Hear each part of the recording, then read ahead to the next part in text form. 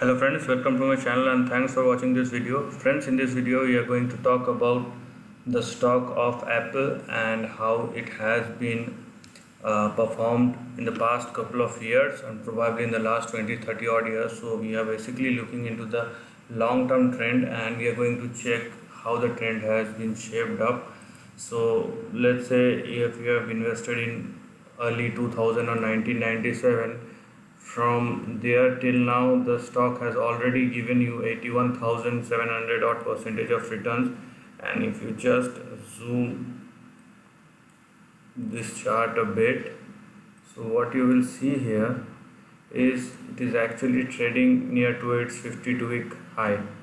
So the current stock price is around $384, and the kind of rise it has is phenomenal in the past couple of years.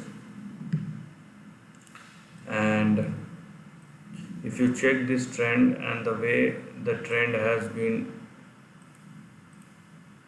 performed, we are going to see how the thing has happened manually in this video. So this was the previous trend, and then the trend has been shifted like this. Okay, so the trend has shifted like this was the time between 2003 to 2007, and this was the time before the Y2K crash happened. And again, this was the trend, and then stock fell, and again this is the trend, and then stock fell, and again this was the trend. So you can see what I have done till now. Logically, I just made some lines or draw some line based on the support areas, probable support areas of this chart. But what the line will tell you is about the way stock has performed and the kind of trend the stock has been made and the shift has been made till now in the price. Okay, so let me tell you what will be the next thing you can expect from this stock. So you can see here, because it's a monthly chart, so there is a shift in the trend right now, right? So you can see, yeah, that this is the trend.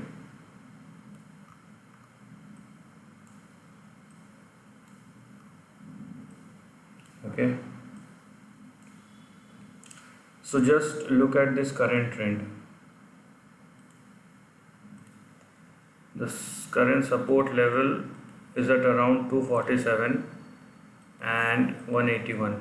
So when we are looking at long-term target or ranges, the support levels are something which you have to take very seriously, and breaking down of support level, if the price go below $180, then obviously we have to close down our positions.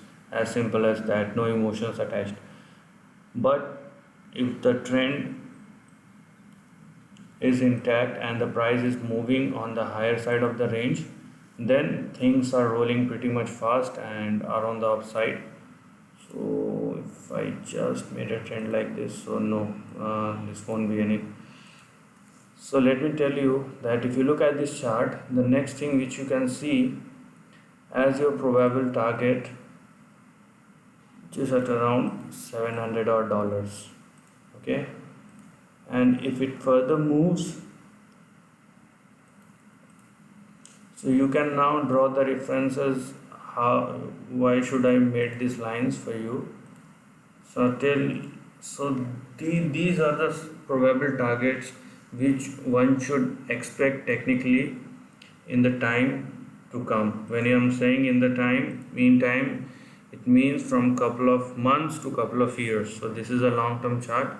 So what you can expect here, so the sure shot or the highest probable target Our resistance would be at around $700, which is pretty much double from this price.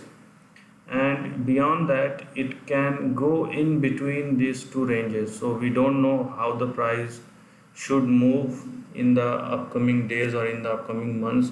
Will it be like this or this or this way? We don't know about that. That's why what I have done here is made a range which is in between 1160 to 2418, and the price should go and reach, if it reaches or breaches above 700 odd dollars or breaches above this line. So this line is pretty much possibility, and you will see that this price will come sooner than later, but obviously this will take time. So what I'm saying is for 2 to 3 or minimum 5 years of the perspective, so you can consider those things in that fashion. If it comes early, obviously there is no doubt about that. You can decide whatever you want to do, but these are the probable targets which you can see from this chart, and this is our long-term support levels. So now you can understand why I have made these lines.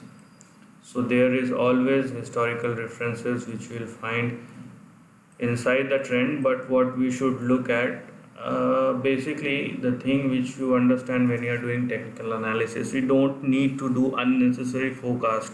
So we have to draw the references from historical trends as much as possible. So when and if there is a requirement of future forecasting which you need to do based on some hypothesis, then you can do it without any historical trend. But most of the time try to do something with the price that is available, that is already available, and with which you can draw some references. So this is the end of the video. If you like this video, do share your thoughts and comments in the comment section and subscribe my channel. Lastly, take care of your family and friends.